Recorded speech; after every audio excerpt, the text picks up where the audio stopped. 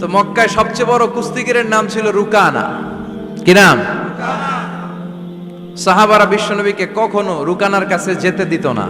সাহাবারা ভাবতো বিশ্বনবী যদি রুকানার দরবারে যায় আর রুকানা যদি বক্সিং মেরে বসে তাহলে বিশ্বনবীর মানিজ্যত নিয়ে টানাটানি। কিন্তু বিশ্বনবী তো শুধু সিলেক্টেড কিছু পার্সোনালিটিদের জন্য নবী হয়ে আসেননি। ওমা আরসালনাকা ইল্লা রাহমাতাল লিল আলামিন, I have sent you as a mercy for the whole world, for the entire universe. ও নবী, আমি আপনাকে গোটা বিশ্বের জন্য রহমত আর বরকত করে পাঠিয়েছি। তো বিশ্বনবী একদিন ফজরের সালাত শেষে লুকিয়ে লুকিয়ে মক্কার সবচেয়ে বড় বক্সার চিনেন তো, তিনি মক্কার সবচেয়ে বড় বক্সার রুকানার কাছে চলে গেল। যে বলল, রুকানা আসলিম তাসলাম, ইসলাম মানো শান্তিতে থাকবা, দুনিয়ায়ও থাকবা আখেরাতেও থাকবা। সুবহানাল্লাহ পড়েন। রুকানা বলে, না আব্দুল্লাহর বেটা মোহাম্মদ, আমি তো কালিমা পড়বো না, যদি বক্সিং খেলে আমারে হারায় দিতে পারো তাইলে কালিমা পড়ব। বিশ্বনবী বললেন, আমি তো বক্সিং খেলি না রে বাপ। রুকানা বলল, তাহলে আমিও কালেমা পড়ি না।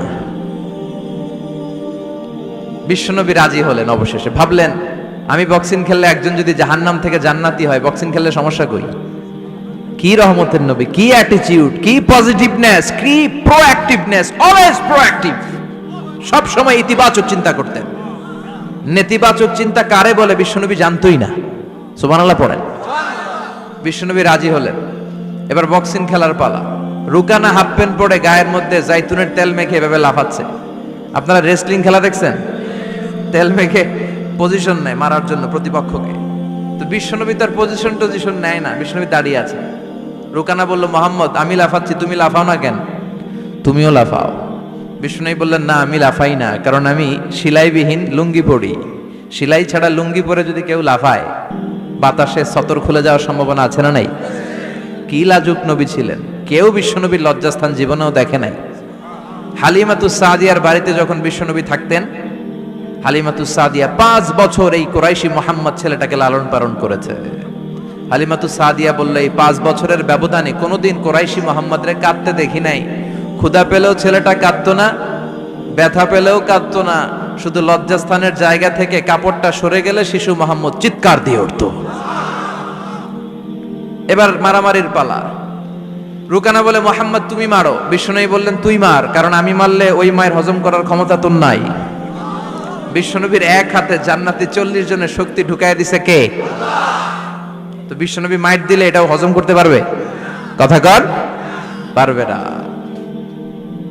এখন রুকানাও মারে না, বিশ্বনবীও মারে না, খেলাও শুরু হয় না। এখন বিশ্বনবীও মারে না, রুকানাও মারে না, খেলাও শুরু হয় না। এখন রুকানা বলে, মুহাম্মদ তুমি মারো। বিশ্বনবী মারে নাই, কিন্তু বিশ্বনবী ওনার ডান হাত মোবারক, কি নরম হাত, সফটার দেন সিল্ক, সিল্কের চেয়ে নরম ছিল। ওয়া কানা কাফুহু আবিয়াদু মিনাদ দিবাজ, সফটার দেন সিল্ক, রেশমের কাপড়ের চেয়েও বিশ্বনবীর হাতের তালু সফট ছিল। এই হাতটা দিয়ে বিশ্বনবী রুকানার ডান কাঁধে এভাবে টাচ করলেন। মারে নাই, খালি বলছে, রুকানা এত লাফাস কেন? টাচ করার সাথে সাথে রুকানা বেহুশ হয়ে জমিনে পড়ে যায়। সবাই তো অবাক, ঘটনা কি, ঘটনা কি, কি মিরাকেল, কি অলৌকিকত্ব। পানি ঢেলে রুকানারে হুঁশ ফিরানো হয়েছে। সবাই বলে, রুকানা তুই তো অনেক বড় পালোয়ান, আব্দুল্লাহর বেটা মোহাম্মদ ঘুষিও দিল না, লাথিও মারল না, বেহুশ হইলি কেন?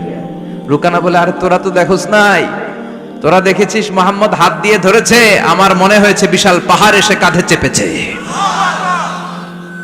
করবেন না? কিন্তু মারামারির নামে কিন্তু আল্লাহ কোরআনে একটা সূরাই দিয়েছে, সূরাতুল মুজাদালা। মুজাদালা মানে মারামারি করা, ঝগড়া করা। ঝগড়ার নামে আল্লাহ একটা সূরা দিয়েছেন কোরআনে। সুবহানাল্লাহ পড়েন। কি সুন্দর কোরআন। মানব প্রয়োজনীয় এমন কিছু নাই যেটা আল্লাহ কোরআনে বাদ দিয়েছে, তাই না?